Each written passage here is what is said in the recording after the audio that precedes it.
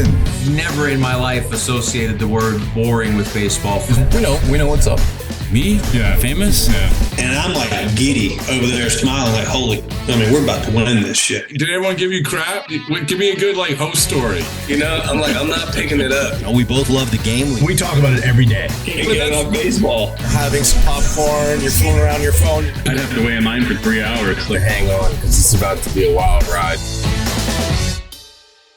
And welcome to another edition of Baseball Isn't Boring presents West Coast Bias.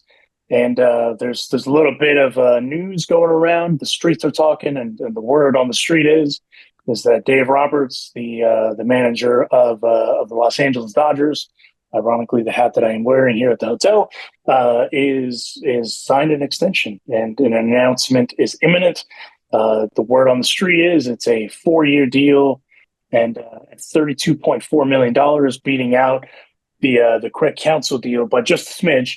And it honestly kind of landed where I thought it was going to land. But as this all kind of unfolded, I was thinking to myself, well, who better to talk to about this than a good friend of mine who's got his ear to the ground and also known as the Prince of Darkness. So let's hear if there's any negativity or positivity from him.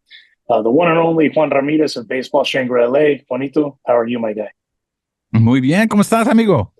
Aquí bien. So like I said, wanted to get your reaction to that. It's a 4-year deal through basically. So essentially, it's a 4-year deal covering the 26 through 29 seasons for $32.4 million, and it beats out the Craig Counsell on average over the annual value, is what the sources are saying to the streets.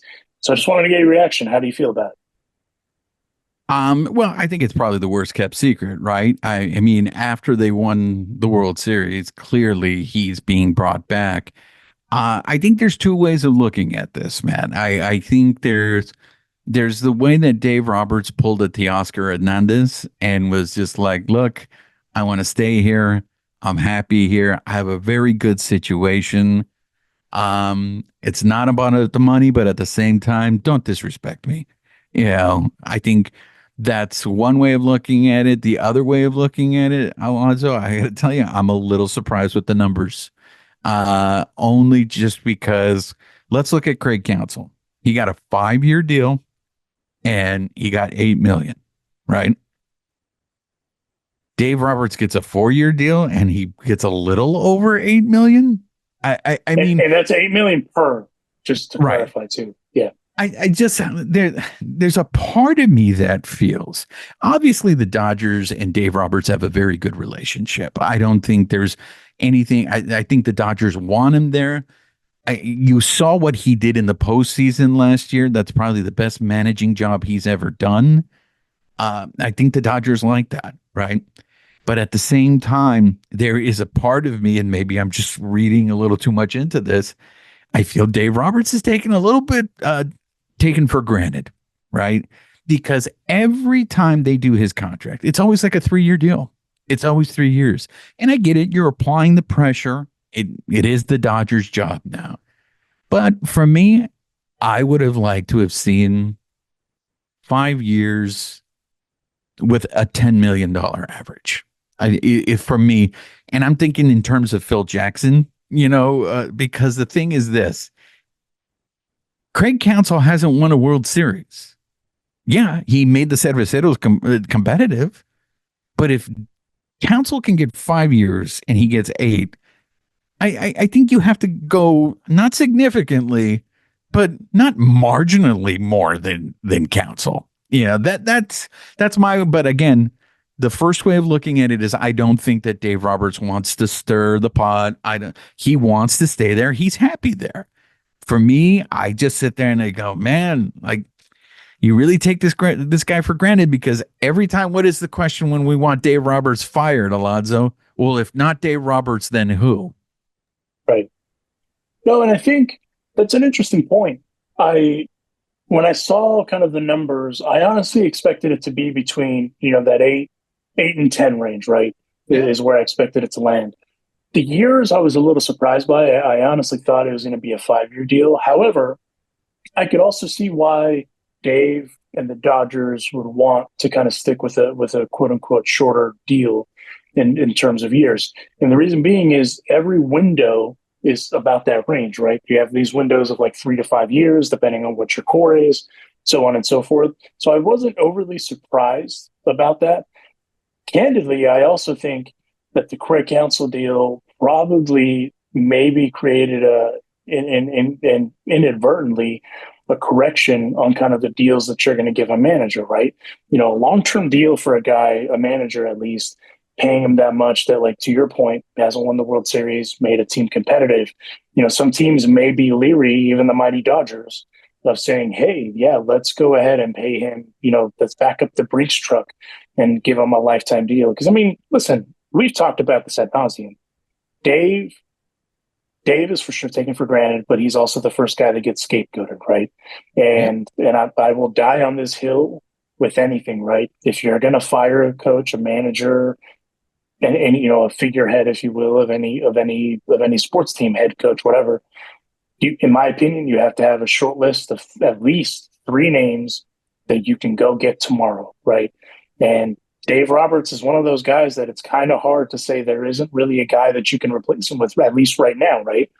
And also, I think, too, the big thing is I feel like, obviously, if Dave felt slighted in any way or anything like that, he just simply wouldn't have accepted the terms, right? And so I feel like all things considered, I feel like it's a fair deal for both sides. You get job security, through the 29 season. You know who the guy is through the 29 season. He's getting paid the highest in his profession. And it's that adage, right? Garrett Cole got, 295, and then the next guy wanted 295.2, just to say that he got a little bit more than the next guy, right? And that's normal in that space. And so I'm not surprised about that figure. I was just, like I said, I expected it to land between 8 and 10. Not really surprised there. I honestly did expect it to be a little bit longer of a deal, but at the same time, I'm not surprised that it's kind of where it's at, because that, in my opinion, that's probably the sweet spot, because you don't want to overstay your welcome either, right? Because anything can happen in the game. And so I think all in, I think both sides won. My other question to you is what is, this is just something I was kind of thinking about earlier. What is the message that this deal sends to the clubhouse, in your opinion? For me, it's consistency.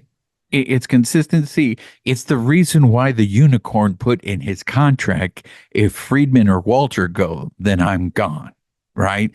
It's, these guys are creatures of habit, right? You got a good thing going. There is the comfort level of, now the unicorn knows how Roberts runs a clubhouse. All those guys know how the clubhouse is run. I don't know how much policing Roberts has to do in that clubhouse. I know it's the guys. So for me, when you look back at the organizations that are successful, regardless of the sport, you look at what the Patriots did, or you look at other avenues, what is the common denominator? It's always consistency. The Warriors had Steve Kerr and Steph Curry, and the rest writes itself. It's one of those things where, for me, that's what it is. I also feel, and one of the things that I was surprised by, and pleasantly surprised by, is I feel like the Dodgers organization, especially the front office, is recognizing that we are in a moment right now, and they need to take advantage of this moment, and they have to go all in on it. And things could very easily derail. If you ask the Yankees of New York right now, with injuries, anything can derail it. So why not limit the variables, right? Why not I think they do owe it to the team. Let's just bring everybody back together, and let's see if we can do it again. But just real quick, just to add on the whole Dave Roberts thing and taking him for granted, the numbers, I think you're right in terms of the 8 to 10. The years surprises me, and it's only because Craig Counsell set the market, right? So at least minimum for me, you have to do what you did for Craig Counsell. So if Craig Counsell got 5 years, I think Dave Roberts is not owed, but come on, 5 years, I don't think is asking a lot for Dave Roberts, but maybe Dave himself maybe didn't want the 5 years. But look, for me, we could very easily be talking about this guy winning 3 World Series. If what happened with the Astros, didn't happen, you're talking about a guy. I mean, 2 World Series already put him in the Hall of Fame in most people's opinion. 3, and we're still. I just feel like this poor guy is never going to get the credit because, of course, you look at that roster and it's like, well, anybody can win with that roster. Well, we won't find out, at least for another 4 years, if anybody can win with that roster. And where I disagree with that point, and this is where Dave is, in my opinion, an outlier, is, you can go out and build the roster this way, right? But I don't think anyone can just manage this roster. I don't think anyone can manage the personalities, manage the clubhouse, because we're talking superstar players, right? It takes kind of a unique and capable person in order to be able to do that. And listen, I know there's going to be people that are like, oh, Dodgers homers and blah, blah, blah. And it's like, nah, man, at the end of the day, this show is a West Coast show, right? We're going to talk about all the West Coast teams.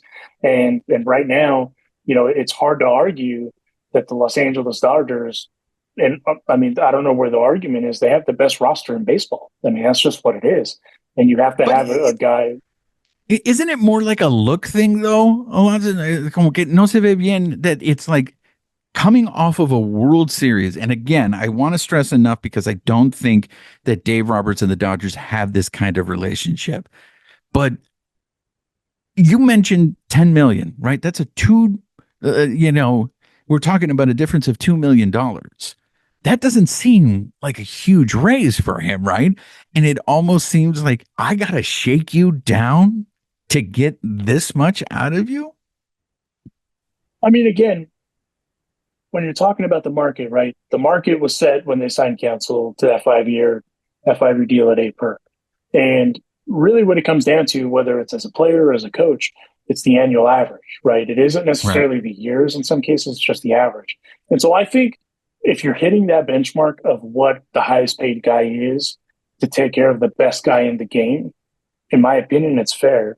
Obviously, it's different because we're not talking about players, right? We could go back and forth about this all day with players, right? Like Juan Soto, you can make an argument that they for sure, the Mets, that is, absolutely overpaid for Juan Soto. Right? Yes. Yeah. You can make an argument for that. You can make an argument that Shohei Ohtani and Bryce Harper are also underpaid. Yes. And so there's different levels to kind of how you're going to look at it. And in my opinion, I feel like it's fair, because again, if Dave also disagreed with it, then we wouldn't be here at the beginning of the season with an extension, and they'd litigate this at the end of the season because I don't think Dave would want this to go on during the season, right? I'm not going to speak for him, but that's just speculation. But again, for me, I think it's a very fair deal. It sets the market right. And realistically speaking, outside of Dave Roberts, who else can you put in that category as a dude that is going to be not only the best in the game at what he does, but also getting paid to what that is? There's not a lot of guys. Honestly, there's really not a lot of guys. I'm very curious to see what Francona got when he came back to the Rojos. I could tell you right now, we have these things called devices that let you. We have many computers that we carry in our purses, yes, ladies and gentlemen. And it's one of those with, let's see, 3 years through 27 with an option for 28, and the contract is worth 45. Wow, 3 years? Yeah. So I mean, 3 years, 45 million. So he's getting 15. So you get him 15. However, let's see here. I'm just making sure. Terry Francona's contract with the Cincinnati Reds is a 3-year deal through 2027 with an option for 2028. So I assume that includes the option money too. Oh, okay. But here's the thing though. Terry Francona that's a dude, in my opinion, that there's the current guys, right? Like this, that we're going to box these in, and it's going to sound weird.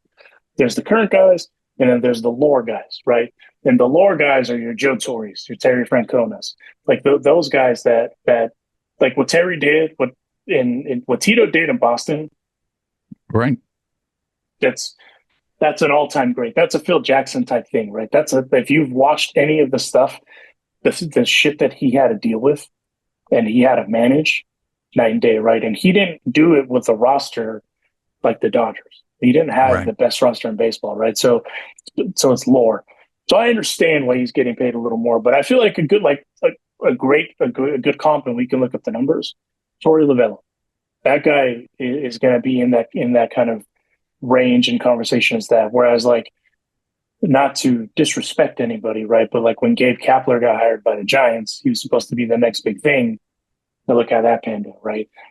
Using Craig Counsell, same thing. I mean, they're rebuilding, but it falls in that same category. So I think, honestly, I think it's fair. I think it's a fair deal for what Dave is getting. And I mean, again, he's arguably the best manager in the game. There's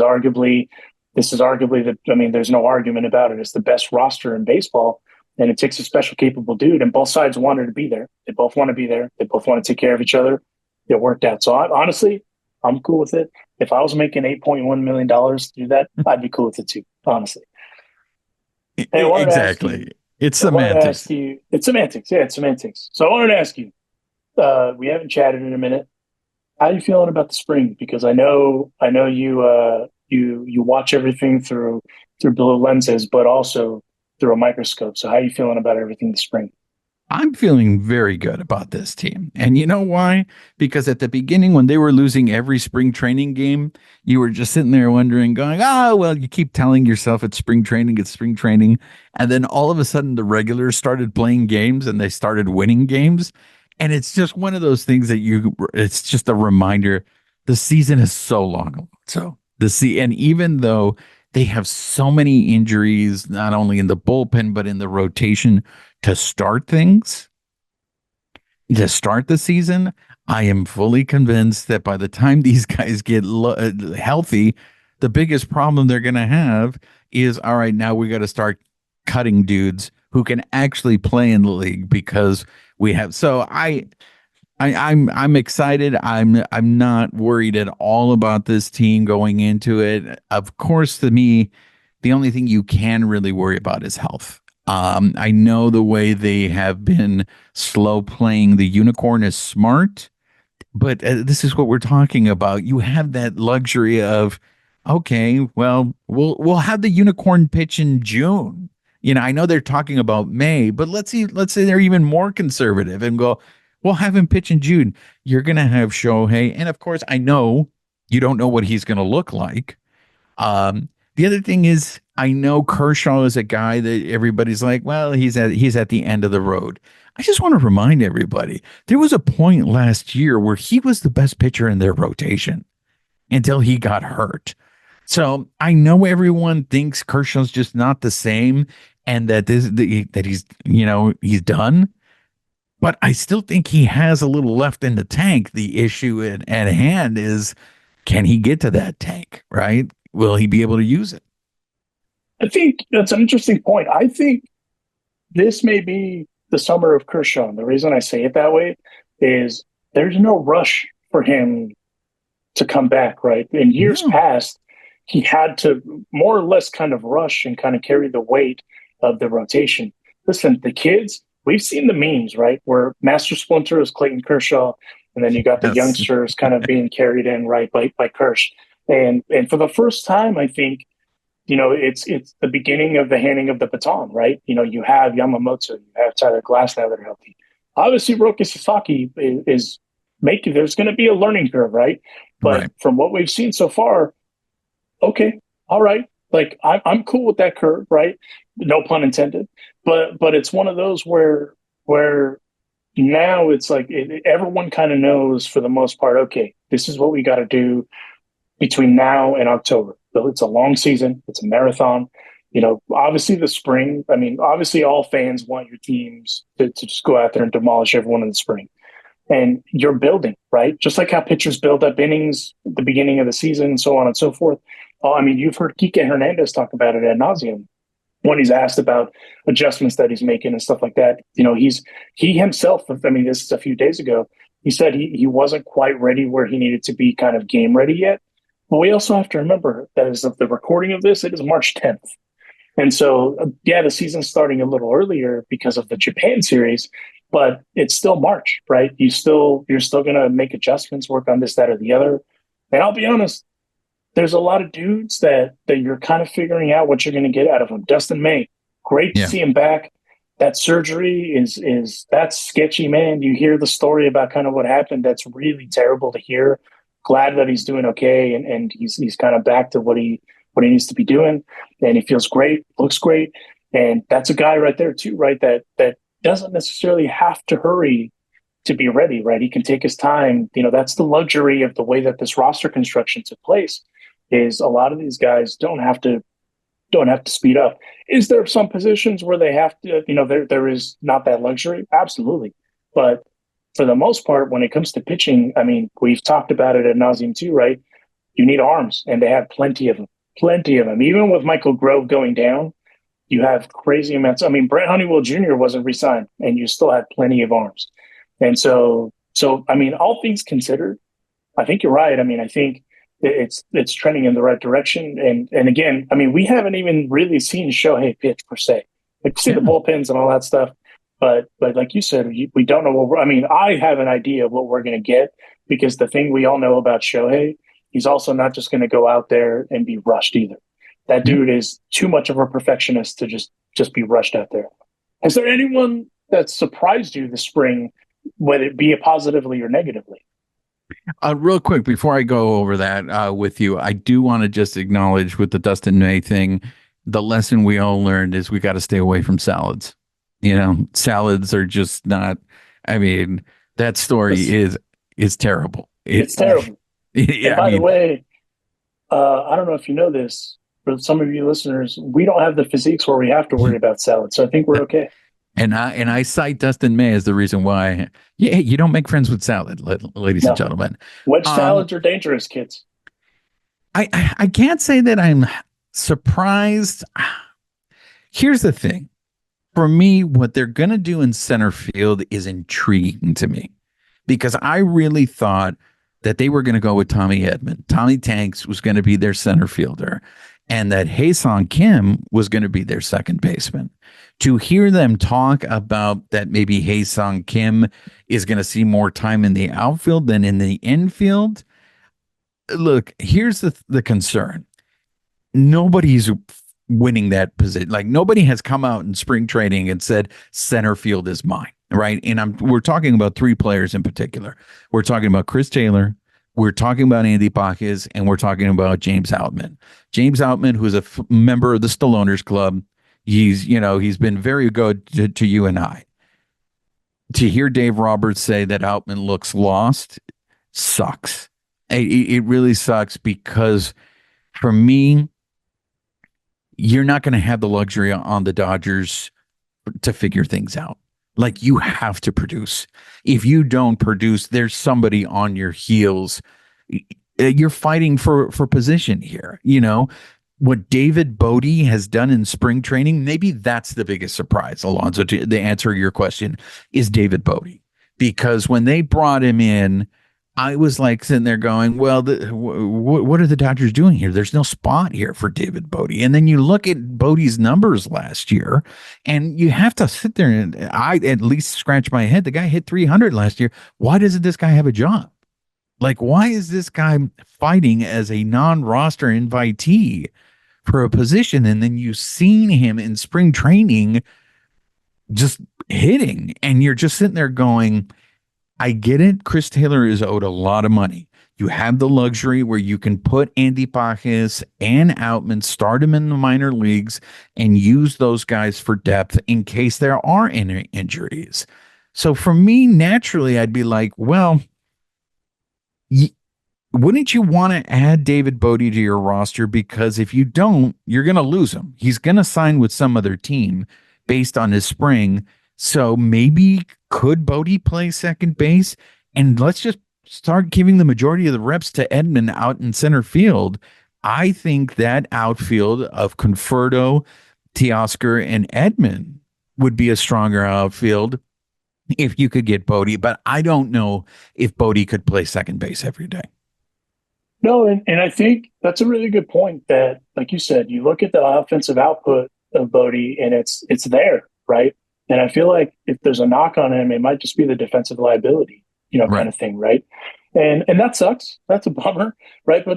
But to his, to his defense, there's a lot of guys that are defensive liabilities that are like that too, right? And so I think it's one of those where to your point, there's not a lot of opportunity to kind of be on the struggle bus with this roster, because the expectation is to repeat, right? The expectation is to win and to kind of play at the level that they all know that they're expected to play at. And so there isn't going to be a lot of kind of hand holding. I mean, it's interesting about the Outman stuff, because if I'm not mistaken, I think it was yesterday. The working plan is he may or may not be going to Japan, if I'm not mistaken. Yes, on that trip. they came out and said he will be traveling, but what they said was he'll be traveling. Correct. There's no guarantee that he's going to be on that roster, but he will be going to Japan. And that's why I said it may or may not, just because it's one of those where I know they have the taxi squad in case whatever happens, but in my opinion, I think a part of the reason why he's going to Japan is it's to kind of give him a confidence boost, right? Hey, like we know what you can do. We know the capabilities you have. We know the level you can play at. And we've all seen it, right? I mean, we've seen the athletic ability, we've seen the speed, the power, but the defense is there. It's just, unfortunately, baseball sometimes it's a brutal sport, right? If you play golf, sometimes you can't make that 3-foot putt and you just want to throw that putter into the river or the lake or whatever body of water is there. And that's kind of where James is at right now. And it's super unfortunate because, to your point, he's been very good to us. And I hope nothing for the best for him. And he has all those abilities, but it's just a matter of sometimes you just got to get right. And it's tough. I mean, he spent the bulk of last year in the minors working on a lot of stuff. I saw him play when they came to Salt Lake City. And he definitely was putting in the work, and it wasn't for a lack of trying. That's for damn sure. It's just, but that jump from AAA to the big leagues it's a big leap. And for whatever reason, it just wasn't there for him last year. It wasn't in the cards. My hope, though, is center field really is intriguing, because there's a lot of ways you can kind of go with it. And what we've seen kind of with the roster construction of this team in years past, at least, is they want guys to play multiple positions, right? I mean, Kike could play center field if you really need him to, but do you want him to is the thing, and that's kind of where you have to look at stuff now is, there's certain guys that definitely excel in better spots. We've seen it with Chris Taylor. He can play a handful of positions and he plays some better than others, but it's just the offensive output is the liability, right? And so that's what's going to be super interesting kind of going into the season. I will say the one thing that's kind of surprised me this year is the Dodgers pitching staff has had a quietly good spring. And what I mean by that is they're going out there and doing what they need to do, but they're not necessarily being loud about it. I hope that makes sense. It's one of those things where there isn't really any alarms, knock on wood, right? There isn't really any like major red flags and with the concerns of stuff. Really what it is, it's just guys that are hurt, right? Your Bruce Stark Gratteralls, your guys like that are kind of down for the count. But like Blake Snell has had a great spring. And my favorite thing about Blake Snell is that he's kind of done it under the radar. Like you kind of forget that he's in that rotation, and that's a crime. But I kind of like that for him because it was reported a couple days ago that the Giants just didn't offer him anything. Yeah. And that, a pissed off Blake Snell, I'm here for it because, you gotta, every guy, doesn't matter how good you are or the level you play at, sometimes you got to get something to light that fire under your ass. And if that's what it is for him, great. Like play to that Cy Young potential because we all know what it is. But outside of that, honestly, I mean, the Will Smith thing hasn't really bothered me because it's so early because you're not really. I do think it's odd though. I mean, that ankle injury we're talking about from June of last year. Yeah. And for him, and I know they say that the only way that thing is going to heal is you gotta lay off of it. But it does. I mean, look, you're more of an athlete than I am, Alonso. But to be nursing an ankle issue, I mean, is that common? It is and it isn't. I mean, obviously, I don't know the extent of the injury, but I mean, if it must have been bad, right? If you're nursing it for that long. I mean, we saw how long Freddie nursed his for, and it was to the point where he had to have surgery. So it's, everyone's different. But I mean, for a catcher, it's important, right? Because you're on your feet, you're holding the weight of your body on your feet. You got to move, you got to throw the ball to the, if a guy's trying to steal, so on and so forth. But the crazy thing is the Dodgers have depth at that position, so if it's one of those that he has to go on an IL stint, let the kid play, right? You got Fiducia, you got Dalton Rushing, and those guys have had pretty solid springs so far, right? For the most part. And so again, we've talked about it a bunch, and I know people hate that we talk about it ad nauseum, but the embarrassment of riches is just the Dodgers just do it right, man. I mean, it's tough when it's tough in a good way, in a bad way, when you can't really give guys a long rope because of the expectation of what you're expected to produce, right? Really, the only thing that the other quiet surprise is Song just not being consistent, I guess, so far. But other than that, there really isn't any in the center field thing.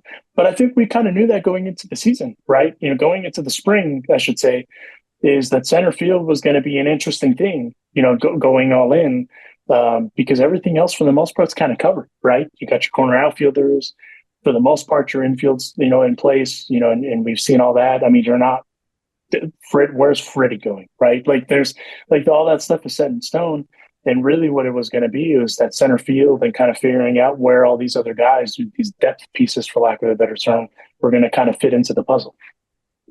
No, I look, I will say I was expecting Tommy Tanks to spend more time in center field. The Hae-Sung Kim thing, I forget, what is the Korean player for the Giants? And he got hurt last year, very early in the season. Because I think he kind of got off to a rough start before he actually got hurt and then was out for the rest of the season. So I that's the thing. I think that's what's so impressive about when you see what Shohei does and what you see Yamamoto and, well, hopefully Roki will do this year.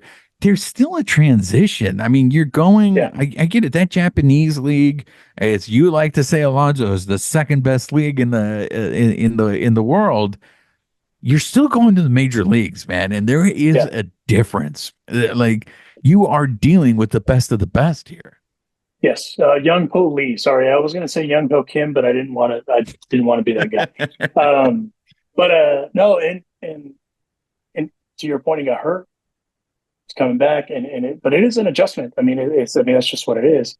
And again, I think Roki, all things considered, Roki, I think, is holding his own, right? I think he's showing you the potential. He's showing you what's out there. To kind of do a callback to what it was last year with Yamamoto.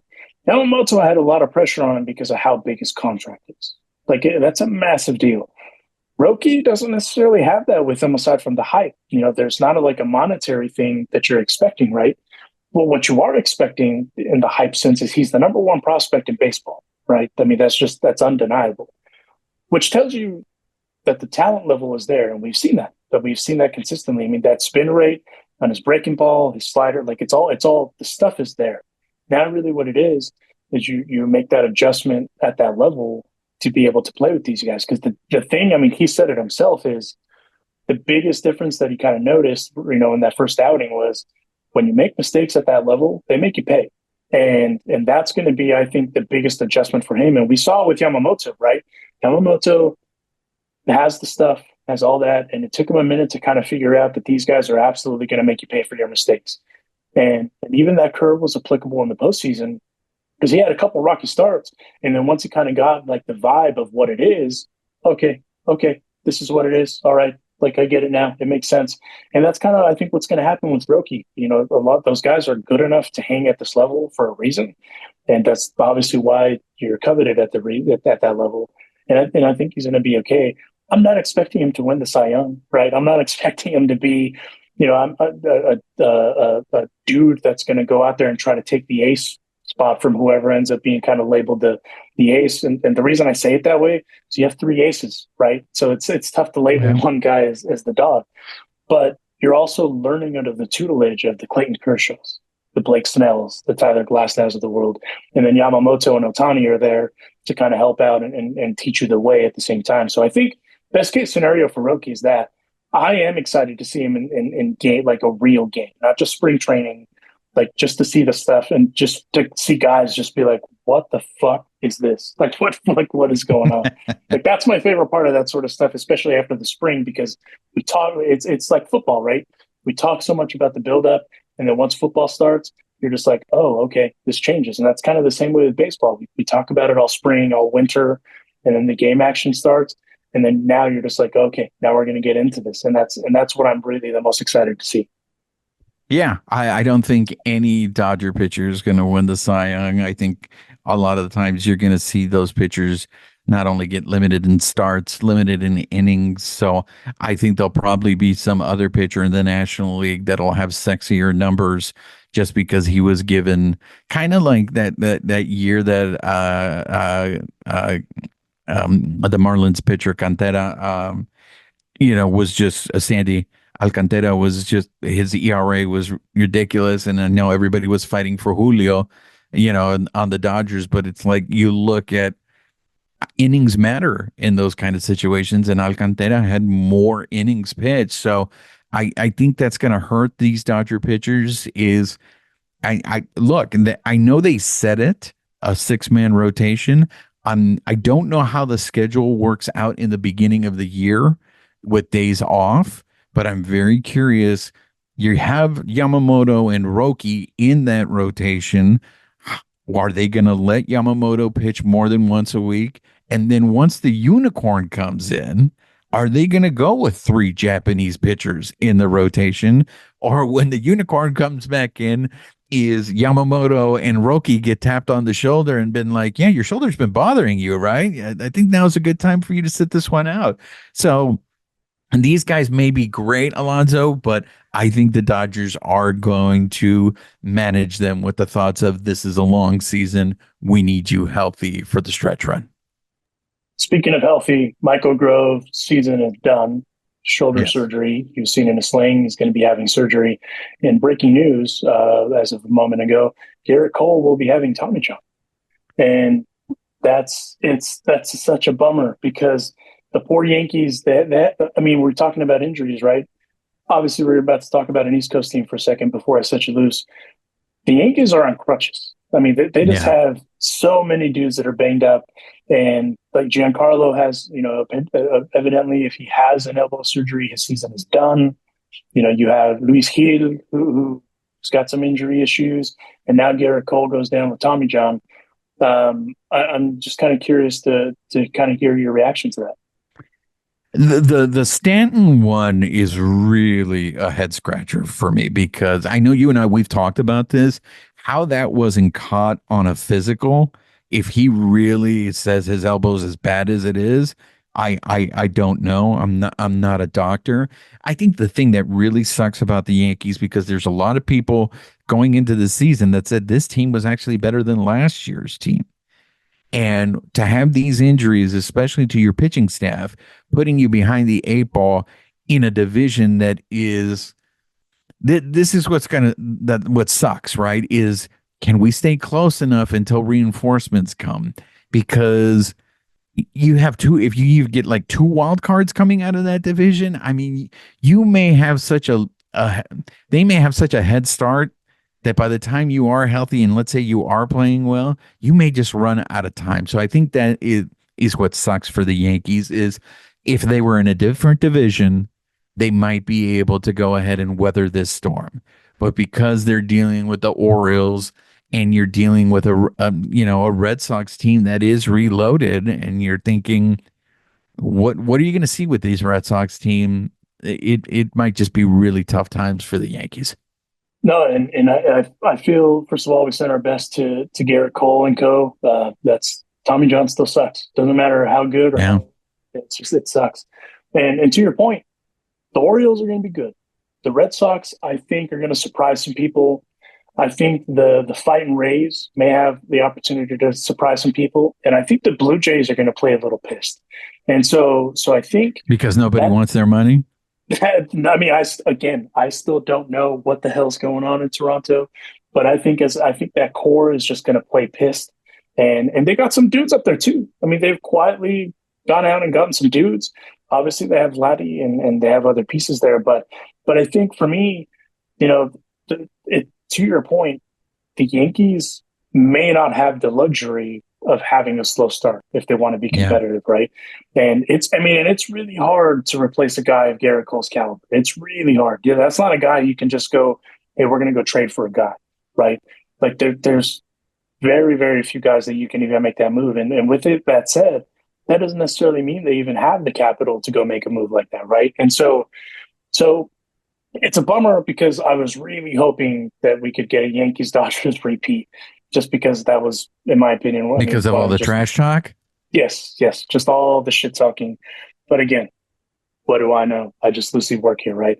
Look, and I don't want to be all doom and gloom about the Yankees, because they do have a chance, especially if there's rumors that Major League Baseball is trying to force that Rays owner to sell that team.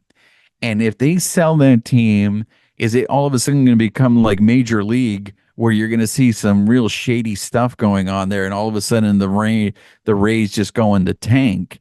That might help the Yankees' chances. And you don't know, maybe it will take some time for the Red Sox, to put things together. So I know it does look bleak right now, but I think once this goes away and we can relax for a little bit, the Yankees might be able to survive. And I think that's the way you have to look at it the first couple of months for the Yankees is, let's just tread water. Let's stay close. Let's stay within striking distance. And if they can do that, but if those other teams come straight out of the gate on fire, yeah, you might start seeing people in the Bronx hit that panic button. Yeah, no, absolutely. All right, Juan, before I set you loose, tell the people where they can find you, your show, and all the things that you talk about. That's right. Amy Cuevas and I, we host Baseball ShangriLA. It is a Dodgers-centric podcast. So we do spend time talking about the Dodgers, but we also talk about issues across all of Major League Baseball, stories that we find very interesting. So you can find us on the YouTube. You can watch us, or if you prefer the audio format, we're on all your favorites.